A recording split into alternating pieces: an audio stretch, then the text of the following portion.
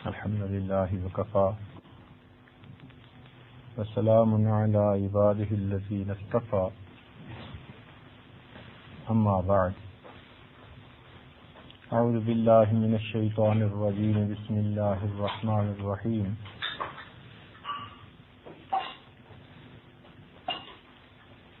هل أتى على الإنسان حين من الدهر لم يكن شيئا مذكورا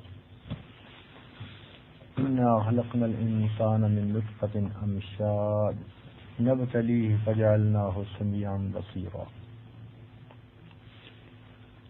سبحان ربك رب العزة عما يصفون وسلام على المرسلين والحمد لله رب العالمين اللهم صل على سيدنا محمد وعلى آل سيدنا محمد وبارك وسلم اللهم صل على سيدنا محمد وعلى آل سيدنا محمد وبارك وسلم اللهم صل على سيدنا محمد وعلى آل سيدنا محمد وبارك وسلم.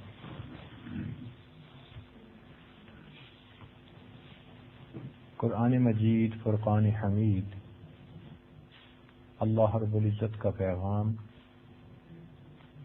اللہ رب العزت کا کلام،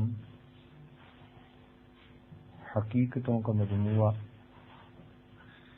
سچائیوں کا خزانہ،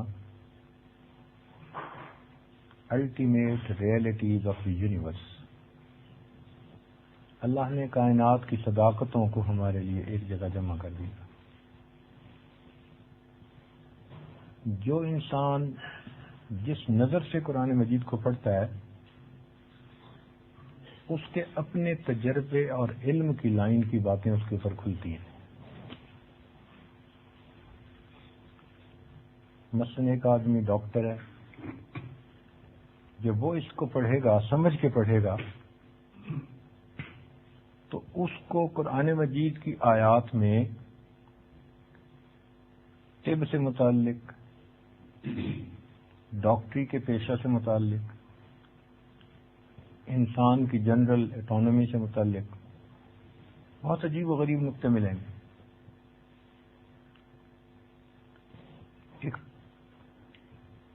ایک فزکس کا ماہر اگر پڑھے گا تو وہ دیکھے گا کہ physics of the day of judgement کیسی ہوگی، تو اس کو عجیب چیزیں سامنے نظر آئیں گی. اگر کوئی قانون دان پڑھے گا تو اسلامی جو قوانین ہیں ان کا عجیب حسن اس کے سامنے کھلے گا. ادیب پڑھے گا تو قرآن مجید کے اندر جو گفتگو کا ادب ہے، کلام کا ادب ہے، اس کا اپنا ایک حسن ہے. اس لیے ہر انسان جو قرآن مجید کو سمجھ کے پڑھتا ہے وہ متاثر ہوئے بغیر رہ نہیں سکتا.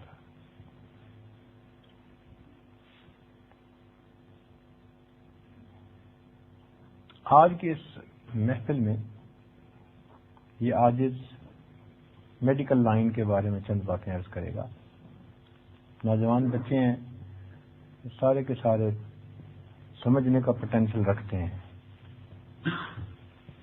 تو عنوان اس کا ہوگا analysis of holy verses in the light of modern sciences. Analysis of holy verses in the light of modern sciences. قرآن مجید سائنس کی کتاب نہیں ہے، کتاب ہدایت ہے. مگر چونکہ یہ خالق کائنات کا کلام ہے، اس لیے کوئی بھی گفتگو کرتے ہوئے ایسے نقطے ملتے ہیں کہ جہاں سے کئی سیکرٹس اور راز وہ انسان کے سامنے کھل جاتے ہیں. مثال کے طور پر اللہ تعالیٰ قرآن مجید میں فرماتے ہیں، ہم نے اس انسان کو پیدا کیا فی ظلمات ثلاث، 3 اندھیروں میں.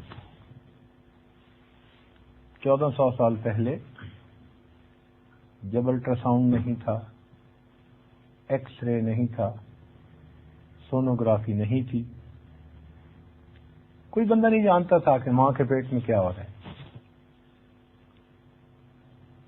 بچہ جب ماں کے پیٹ سے باہر آتا تھا تب پتہ چلتا تھا کہ اس کے ساتھ کیا ہے. ماں کے پیٹ میں تو نہیں پتہ چلتا تھا.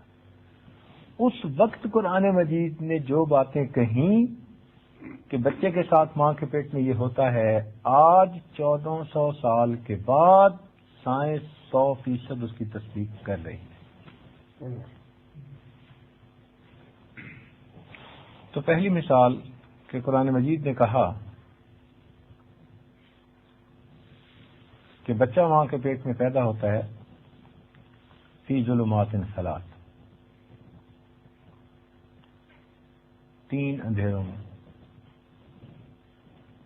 آج سائنس کی دنیا کہتی ہے ایک پیٹ کا کور اندھیرا، اس کے اندر رحم مادر کا اندھیرا، اس کے اندر ایک میمبرین ہوتی ہے، یوں سمجھیں جیسے پلاسٹک کا بیگ ہوتا ہے، اس میمبرین کے اندر بچہ پرورش پا رہا ہوتا ہے اور اس کے اندر لیکوڈ بھرا ہوا ہوتا ہے، اور یہ لیکوڈ شاک ابزاربر کا کام کرتا ہے. کیونکہ ماں کے پیٹ میں بچہ اگر کسی ایک جگہ اسٹیٹک ہوتا تو ماں نے تو چلنا ہے، دوڑنا ہے، کام کرنے ہیں، اونچا چڑھے نیچے اترے، زندگی کے 100 کام ہیں. تو بچے کی تو جو ہے زندگی خطرے میں ہوتی.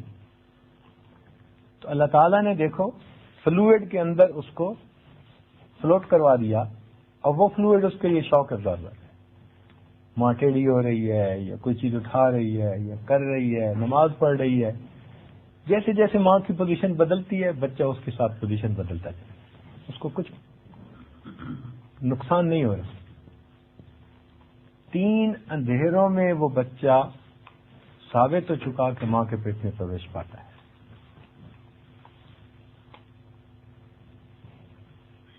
قرآن مجید میں اللہ تعالیٰ فرماتے ہیں فَلْيَنظُرِ الْإِنسَانُ مِمَّ خُلِقَ، دیکھ ہے انسان تو کس چیز سے پیدا ہوا. کیونکہ ہماری عقل تھوڑی ہے تو جب کبھی یہ عاجز اس آیت کو پڑھتا بڑا حیران ہوتا کہ انسان تو پیدا ہوا مرد کے جسم سے جو مادہ تولید نکلتا ہے اس کے قطرے سے، مگر قرآن مجید کہہ رہا ہے کہ تم دیکھو کس چیز سے پیدا ہوئے. تو لگتا تھا کہ یہ کس چیز کی طرف انسان کی اٹینشن کو ڈائیورٹ کیا جا رہا ہے. ایک بدبودار قطرہ، یہ تو کلام الہی ہے، اس میں انسان کی توجہ کو کہہ رہے ہیں کہ بھئی تم دیکھو، ذرا غور کرو. فَلْيَنظُرِ الْإِنسَانُ مِمَّ خُلِقَ، دیکھ انسان تو کس چیز سے پیدا ہوا. تو ایک ناپاک بدبودار پانی کا قطرہ اس کی طرف. پھر ذہن میں خیال آیا کہ نہیں، if you want to know the secret go in the detail، تمہیں ذرا اندر جانا پڑے گا.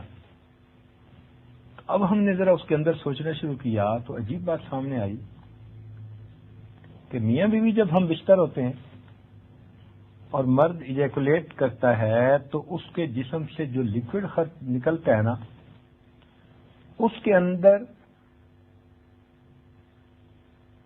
60 ملین سپرم ہوتے ہیں.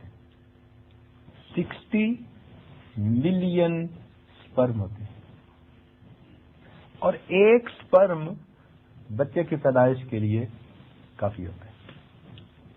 پوٹینسی دیکھو، 60 ملین سپرم، کیا مطلب؟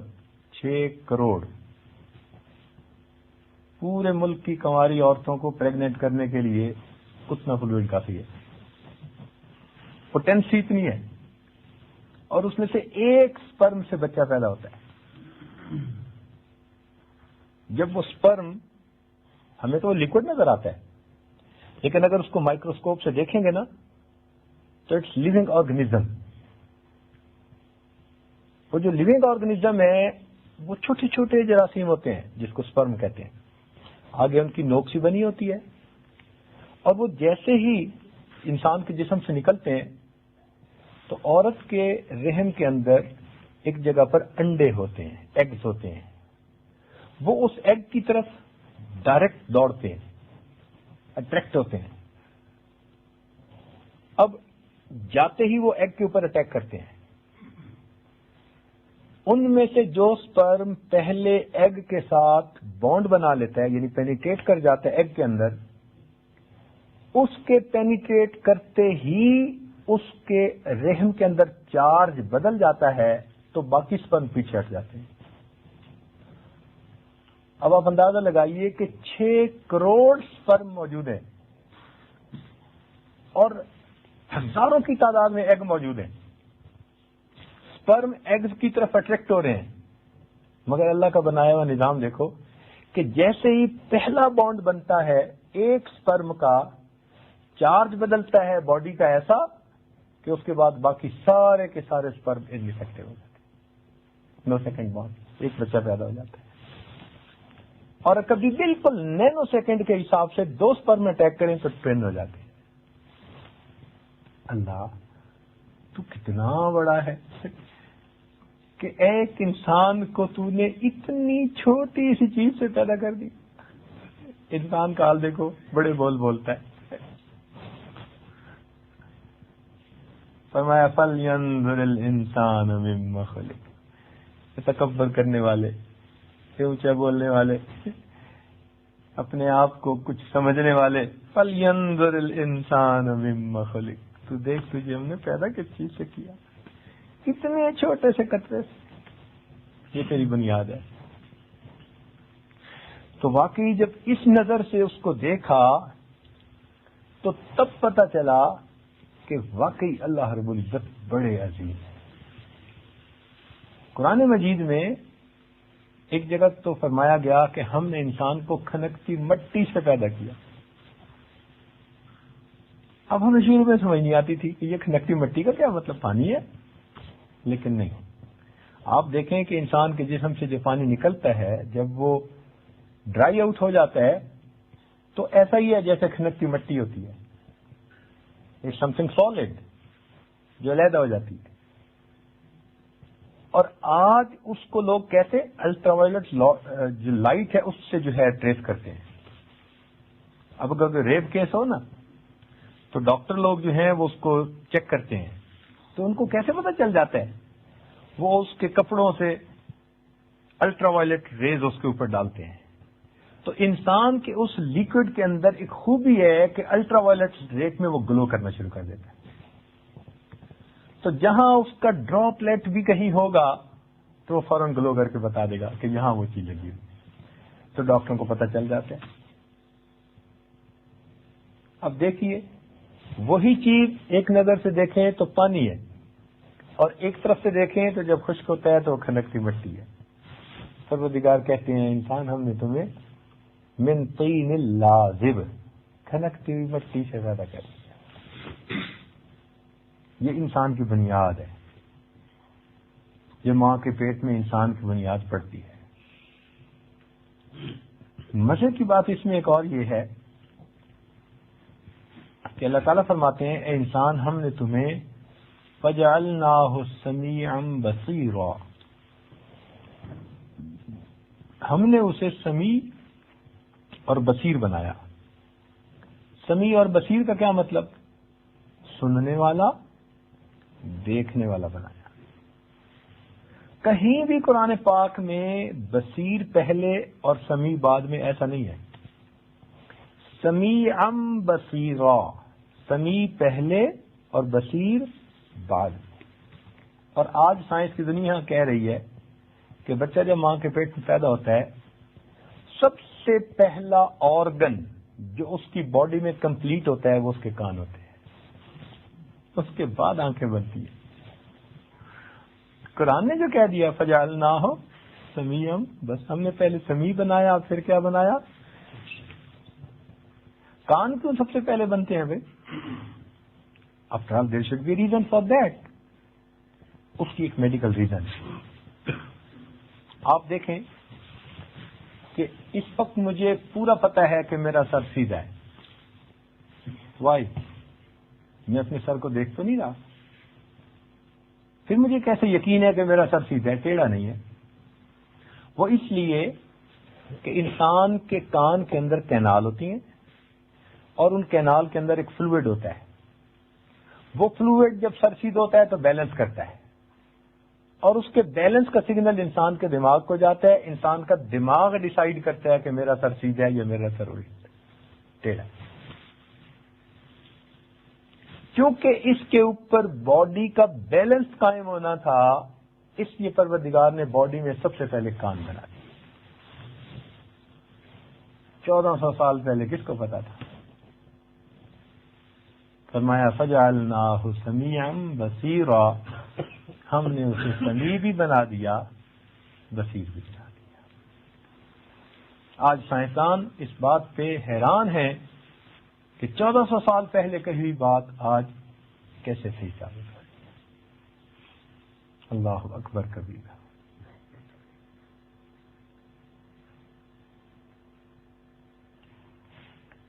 پھر اللہ تعالی ارشاد فرماتے ہیں کہ ہم نے انسان کو پیدا کیا، فخلقنا النطفة علقة فخلقنا العلقة مضغة فخلقنا المضغة عظاما فكسونا العظام لحما، کہ ہم نے اس نطفہ سے خون کا قطرہ بنایا،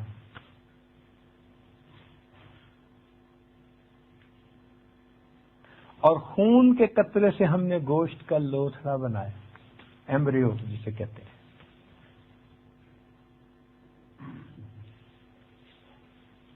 اور اس گوشت کے ٹکڑے سے ہم نے پورے جسم کے اندر ہڈیاں بنائی اور ہڈیوں کے اوپر گوشت چڑھایا. جو ترتیب سٹیپ وائز قرآن مجید نے بتائی، آج کی میڈیکل سائنس سٹیپ وائز انہی طرح گروتھ کو 100% ثابت کرے. پہلے پانی ہوتا ہے، پھر وہ خون کا قطرہ بنتا ہے، پھر وہ گوشت کا لوتھڑا بنتا ہے، پھر اس گوشت کے لوتھڑے کے اندر ہڈیوں کا ڈھانچہ بنتا ہے، اور ہڈیوں کے ڈھانچے کے اوپر پھر گوشت چڑھتا ہے. عجیب نہیں ہے؟ چنانچہ پری میچور ڈیلیوری ہو کسی بچے کی تو اس کی ہڈیاں پوری ہوتی ہیں اور اس کے اوپر یہ جو سکن اور اوپر جو ہوتا ہے نا گوشت، یہ بالکل پتلا ہوتا ہے. تو اب معلوم ہوتا ہے کہ واقعی پہلے جسم کا ڈھانچہ بنا اور پھر اس کے اوپر گوشت کا غلاف چڑھایا. اب یہ بات دیکھنے میں آتی ہے. اور اللہ تعالیٰ قرآن پاک میں یہی فرماتے ہیں. مگر اس سے بھی زیادہ مزے کی بات آگے ہے. فَكَسَوْنَا الْعِظَامَ لَحْمًا، جب ہڈیوں پر گوشت چڑھ گیا تو کام تو پورا ہو گیا نا بھائی، بدن بن گیا، ہڈیوں کا ڈھانچہ بن گیا، ہڈیوں پہ گوشت چڑھ گیا تو انسان مکمل ہو گیا. عقل کہتی ہے فائنل سٹیپ ڈن، کمپلیٹ. مگر اللہ فرماتے ہیں ایک اور چیز، اور بڑی انہونی سی بات ہے. فرماتے ہیں کہ ہم نے پھر اس کی ہڈیوں پر گوشت چڑھایا، ثم انشأناہ خلقا آخر، پھر ہم نے اس کی ترتیب کو درست کیا. اللہ اکبر. اتنا عجیب یہ پوائنٹ ہے کہ انسان کی عقل حیران ہوتی ہے. آج سائنس کی دنیا نے کہا کہ بچے کی شکل تو بن جاتی ہے مگر ریشیو پرپورشن اس کا وہ نہیں ہوتا کہ جو پیدا ہوتے وقت بچے کا ہوتا ہے. چنانچہ بچے کی آپ گروتھ دیکھیں نا، جو آج پکچر لی گئی ہیں، اس کا سر اتنا بڑا اور اس کے ہاتھ چھوٹے چھوٹے اور ٹانگیں چھوٹی چھوٹی.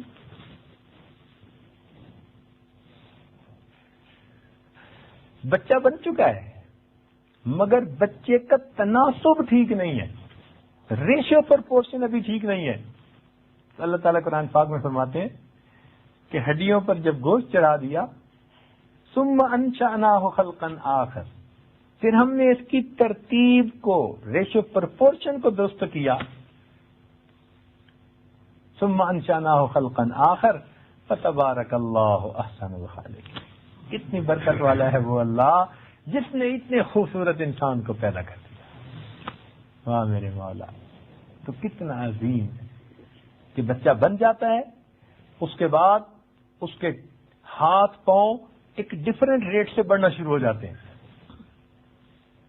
جسم کے اعضاء اور مختلف ریٹ سے بڑھنا شروع ہو جاتے ہیں. تو پھر اس کی ریشو پروموشن ٹھیک ہو جاتی ہے. اب وہ ڈیلیوری کے لیے تیار. 1400 سال پہلے جو ڈسکرپشن دی گئی 100% آج وہی چیز سائنس ثابت کر رہی ہے. فتبارک اللہ احسن الخالقین. پس برکت والا ہے وہ اللہ جو کتنے خوبصورت انسان کو پیدا کرتا ہے. اچھا، جب بچہ ماں کے پیٹ میں تیار ہوتا ہے نا، تو انسان کا سسٹم آٹومیٹک اس کو ڈیلیوری کے لیے تیار کر دیتا ہے. مزے کی بات، اگر بچہ تیار اللہ تعالیٰ کر دیتے اور کہتے کہ نکالنا خود، تو ہم تو کئی کچے نکال بیٹھتے اور کئی پکے بھی پڑے رہتے.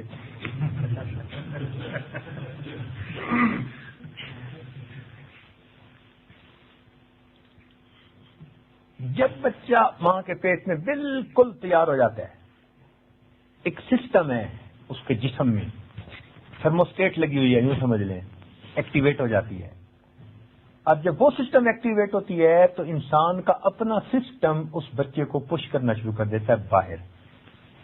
اچھا، یہ جو کہتے ہیں نا جی عورت کو دردیں محسوس ہو رہی ہیں، وہ دردیں کیا ہوتی ہیں؟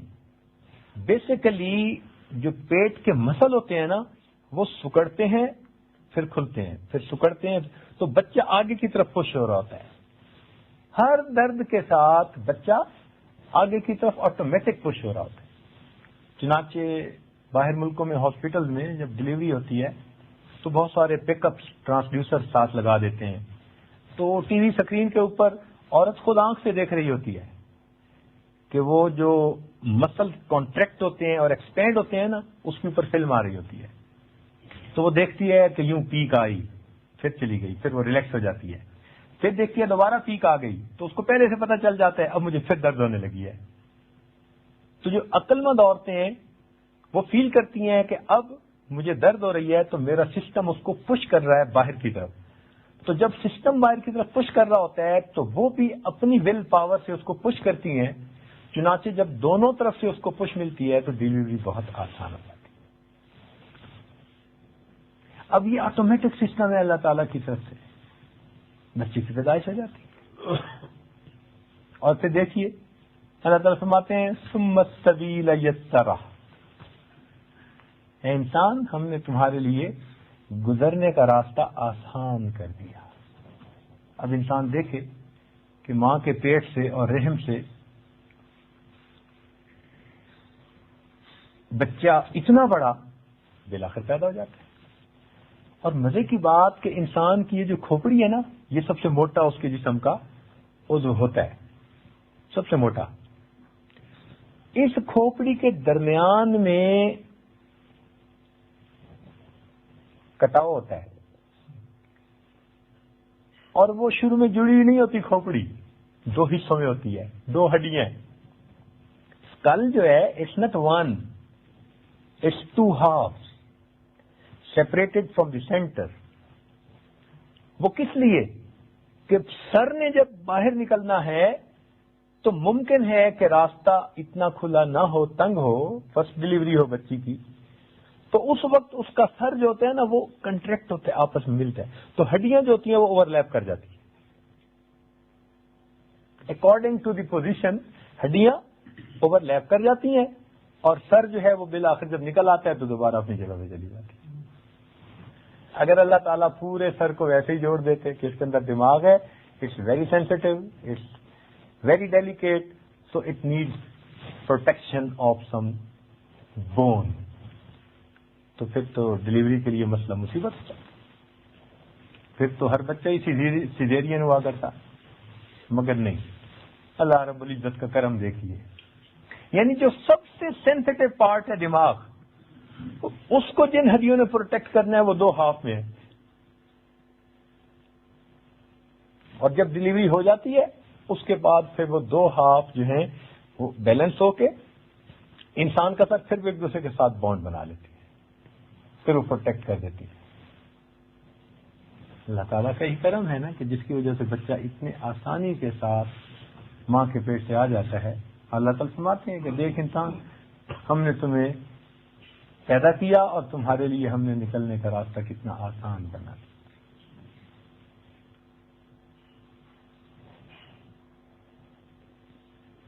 بچہ جب ماں کے پیٹ سے پیدا ہوتا ہے تو اس کی پیدائش کا ایک تذکرہ قرآن مجید میں بھی ہے.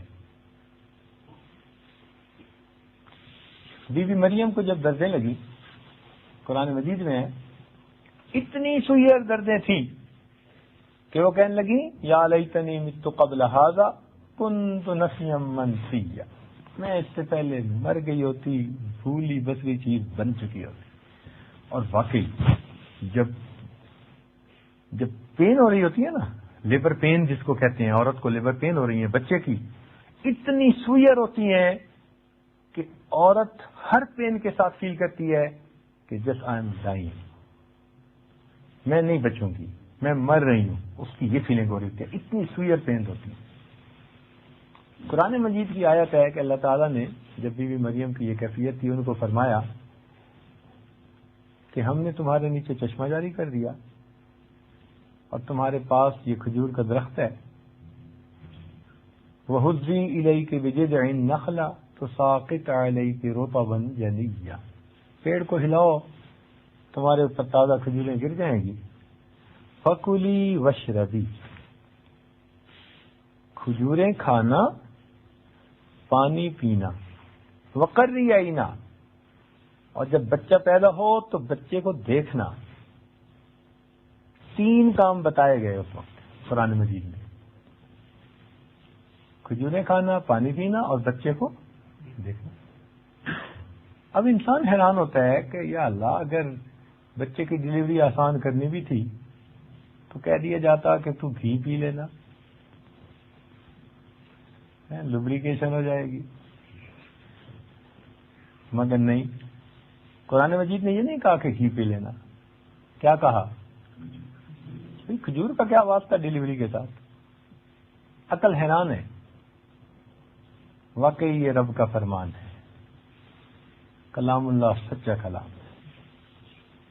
عقل نہیں مانتی کہ کھجور کھانے کا کیا مطلب ہے، مگر آج کی سائنس کی دنیا نے اس چیز کو 100% کنفرم کر دیا. وہ کیسے؟ کہ جب اس وقت ماں کے بدن میں دردیں ہو رہی ہوتی ہیں نا، اس کو سخت مایوسی ہوتی ہے کہ شاید میں اب مر جاؤں گی، میری آخری زندگی کا یہ لمحہ ہے. جب اتنی سوئر پین ہو رہی ہوتی ہے تو کئی مرتبہ عورتیں ڈپریشن میں چلی جاتی ہیں. ذرا کمپلیکیشن ہو جائے نا، مطلب it's not a normal delivery, lady doctor بھی موجود ہے بٹ وہ نارمل ڈلیوری نہیں ہو رہی، تو عورت اس وقت فیل کرتی ہے کہ او آئی ول ایکسپائر، آئی ول ڈائی. تو کیا ہوتا ہے؟ وہ ڈپریشن میں چلی جاتی ہے. اب جب ڈپریشن میں چلی جاتی ہے تو اس کے دماغ کو ڈپریشن کی کنڈیشن سے نکالنے کی ضرورت ہے. تو جناب، انسان کا برین جب ڈپریشن میں چلا جائے تو اس کو فوڈ کی ضرورت ہوتی ہے. اور آج سائنس کی دنیا ثابت کر رہی ہے کہ ایک پروٹینز ہوتی ہیں، ایک فیٹس ہوتی ہیں اور ایک کاربوہائیڈریٹس ہوتے ہیں. انسان کا دماغ نہ پروٹین کھاتا ہے نہ فیٹس کھاتا ہے، انسان کا دماغ فقط شوگر استعمال کرتا ہے، کاربوہائیڈریٹ. تو دماغ کی غذا کیا چیز ہے؟ شوگر ہے. اور کھجور جب کھائے گی اور اس کے باڈی میں شوگر جائے گی تو پھر وہ میکسیمم شیئر کس کو ملے گا؟ جو ڈپریشن ہو جا چکا ہے. تو جب جیسے ہی شوگر ملی اور فوڈ ملا تو دماغ ڈپریشن کی کنڈیشن سے باہر نکلے گا تو ڈلیوری آٹومیٹک ہو جائے. تو آج سائنس ثابت کر رہی ہے کہ عین اس وقت میں عورت کو میٹھی چیز کھلانا اس کے بچے کی ڈلیوری کے لیے بہترین، اور یہ 1400 سال پہلے کہا گیا۔ کسی کی عقل کی بات ہوتی تو اس کو کہنا چاہیے تھا مکھن کھاؤ۔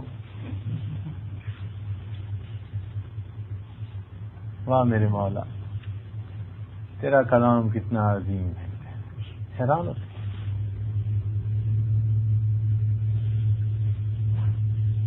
اچھا، بچہ جب پیدا ہو جاتا ہے تو پھر ماں جب اس کے چہرے کو دیکھتی ہے نا تو ماں کی ریکوری کا جو ریٹ ہے نا وہ میکسیمم ہو جاتا ہے۔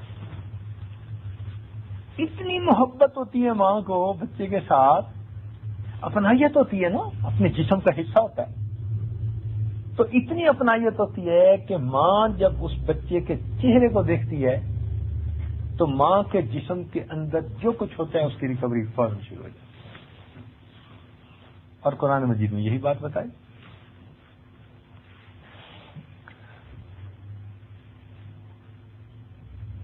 اچھا، اس میں ایک علمی نقطہ اور آپ کو بتائیں، پھر بات مکمل کر دیتے ہیں، آپ یہ نہ سمجھنا کہ ایک تقریری شروع کر دیں۔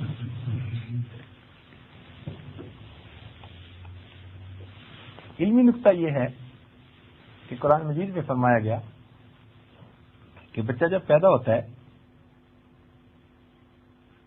تو اس کو ماں دودھ پلائے